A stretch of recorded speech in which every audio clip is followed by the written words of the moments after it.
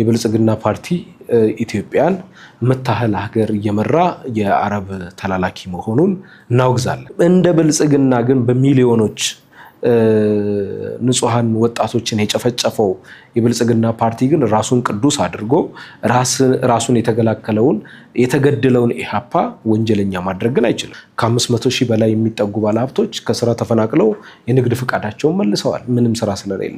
ብዙ ኢኮኖሚያዊ ቀውስ ነው ሀገሪቱ ላይ ይዞ የመጣው ሳር ለመትከል ስርዓቱ። ፖሊሲ ግን የኛ ተፈጻሚ የሚሆነው መንግስት ስንሆን እንፈጽመዋለን። አሁን መንግስት ካልሆን ግን የህዝብ ሲበደል፣ ሲፈናቀል፣ ሲገደል መቃወም ነው ስራችን። የኢሃፓ ከድሮ ጀምሮ አቋሙ የኤርትራን መገንጠል አይደግፍም፣ ይቃወማል። ስቲል አሁንም ኤርትራን በኮንፌዴሬሽን ወይም በፌዴሬሽን ኢኮኖሚያዊ ትስስር መኖር አለበት ብሎ ነው ፖሊሲው ላይ የያዘው። በውስጥ የህዝብ አንድነትን ንደህ ተአማኒነትህን ሸርሽረህ ጦርነት ከፍተህ በህዝብህ ላይ ህዝብህን እየገደልክ አሰብ ብትል ቀልድ ነው፣ መሳቂያ ነው።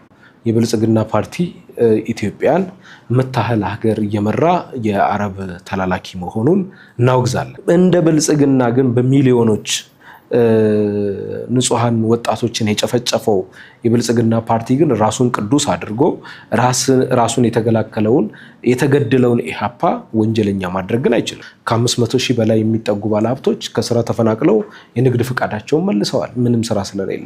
ብዙ ኢኮኖሚያዊ ቀውስ ነው ሀገሪቱ ላይ ይዞ የመጣው ሳር ለመትከል ስርዓቱ። ፖሊሲ ግን የኛ ተፈጻሚ የሚሆነው መንግስት ስንሆን እንፈጽመዋለን።